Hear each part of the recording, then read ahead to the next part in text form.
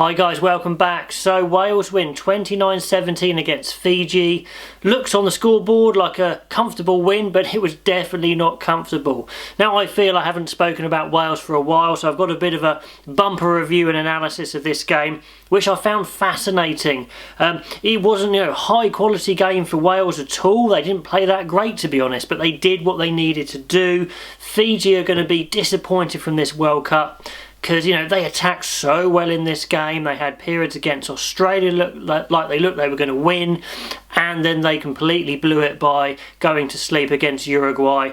So they could have achieved a lot more in this World Cup because they had a great team, and we had players in this game performing so well for Fiji, but they're not getting the results. So let's have a look. First of all, I thought this match would be a great quarter-final. Really exciting. You got Wales playing a bit like Rocky Balboa, getting knocked about all over the place and then just coming through with the vital punches to win it. So we've got Wales finishing first, surely, Australians second. There's more games to go, I know, but I think that's pretty much set now. So Fiji start the game like an absolute train. Their attack was dangerous all day. They made breaks all day. They created opportunities all day, and they started like that. Josh Tuisova's try was just ridiculous. They move it all about. All they have to do is get a one-on-one, and they're so good individually. Tuisova muscled over. Great finish. 0-5. The first two tries aren't converted, and that is a bit of a problem as well. But anyway, he powers past Adams to score, and Adams gets so much action in this game, in the first half in particular, good and bad, but he was a busy boy. Then a forward pass rules out another try, which would have been good. So, they were so on top in this first half in general. They should have scored more. Owens gets a yellow for a tip tackle where he basically flips him over his shoulder, doesn't keep hold of him. If that guy had landed on his head, it could have been a lot worse, could have been a red, but he gets a yellow in the end.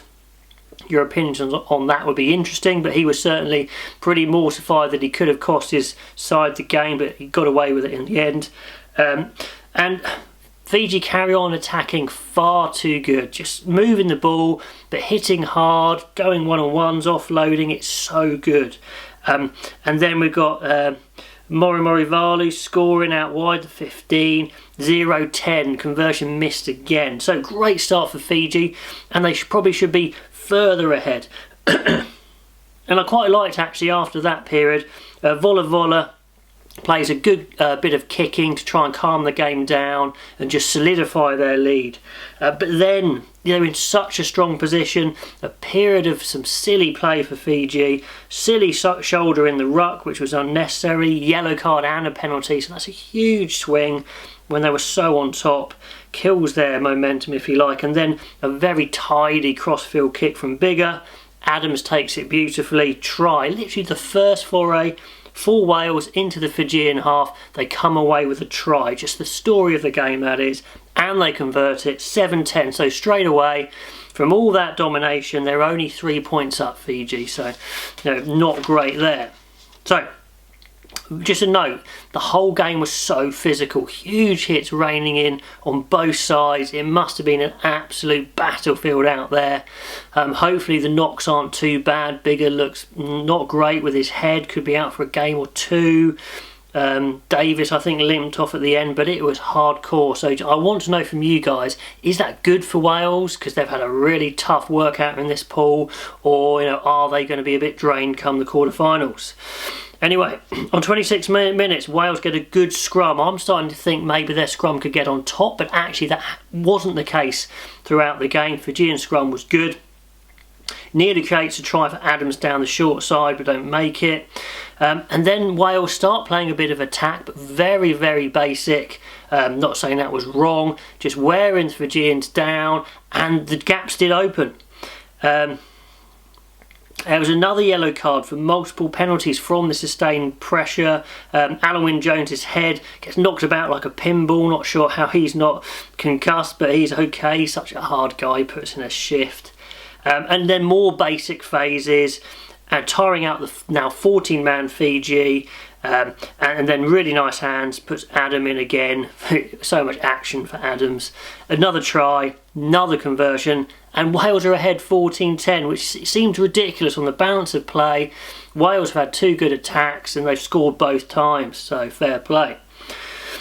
On about 37 minutes, another fantastic attack from Fiji, power passing, good aggressive attack, and then some decent defence from Wales as well. So it's a really good period there. Wales step up the defence. Fiji continue to attack really well, and a forward pass denies Mata the try. So again, Fiji not converting on their fantastic attack, not making enough of it. And then another huge 30-metre break off a scrum from Moriarty this time. The scrum wheels, he gets away, makes a big break, but Wales waste it. They can't string together too many phases. Anyway, at half time, Wales are ahead 14-10, which is a massive win for them really, in a way, because they were so second best in that first half. But then, 2 yellows for Fiji. Boscia getting injured was a big blow. Goal kicking wasn't good enough. You're thinking, have Wales weathered the storm? Will they start to play? Anyway, after half time, second half, Fiji start again fast, and Wales have not weathered the storm. This storm, like the typhoon that's coming in actually, the Fijian storm just kept on coming, and Wales just kept on sticking in there. So just note, the Fijian attack is so effective because there's so many players that are running threats and offloading threats, and it's so hard to know, are they just trucking it up, are they moving it, are they offloading?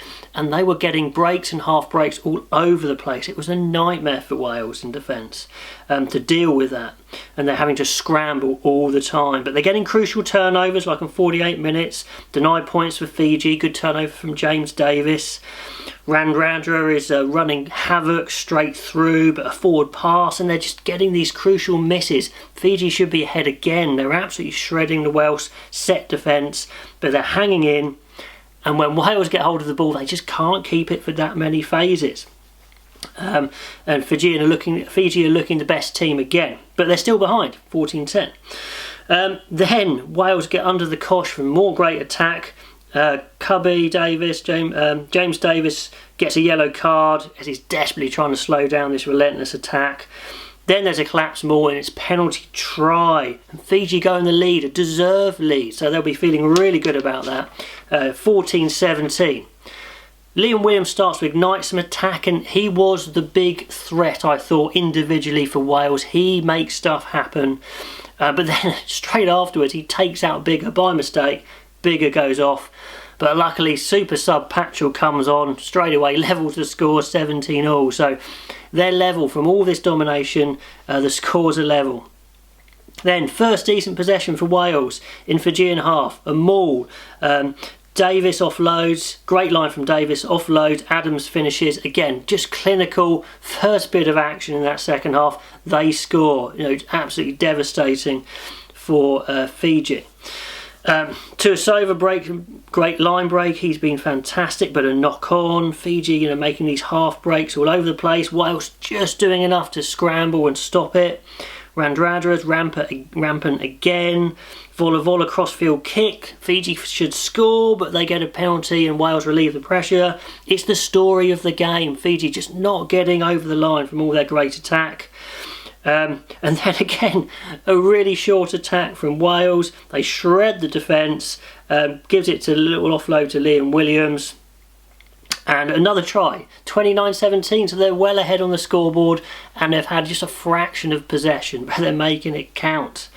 And they can't keep the ball again for any period of time. Fiji attack towards the end, but they can't convert, as it has been the whole game, and then Wales win finally 29-17. Just exhausting. As a Welsh fan, please tell me what you thought of that match, because it was just crazy. Oh, see, I've got some kids' toys in shot there, didn't even realise that. Oh well, whatever. So Fiji, look, they lost it because they should have been miles ahead at half time. They made mistakes and indiscipline at crucial times. They made loads of mistakes, but it was at crucial times when they should have scored so many more tries off their amazing attack. And also, to be fair, their set-piece defence sometimes was disorganised. They didn't get in position quick enough, and Wales just clinically exploited that. So It's probably, you know, Fiji will be absolutely gutted by losing this, but you've got to convert and defend better if you want to win. Wales, the positives, again, mental toughness, sticking in there, fighting. I've mentioned it before, it is their USP. Do they look good enough in attack? Well, the little attack they had, they did, but they needed in that game, they needed to control possession, and they just didn't, and they just ran around like all game trying to put out fires. Liam Williams looking good. Do Wales look like World Cup winners? Well, mentally, yes, but I think they're going to need to perform a lot better than that if they're going to get through. If they do play France in the quarters, I absolutely back Wales there. I think if they contain France, you know, they might implode a bit.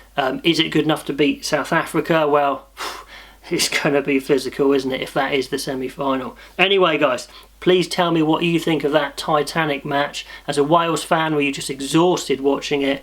As a Fiji fan, are you disappointed? Anyway, guys, hope you've had your Welsh hit there. And until next time, I will see you later.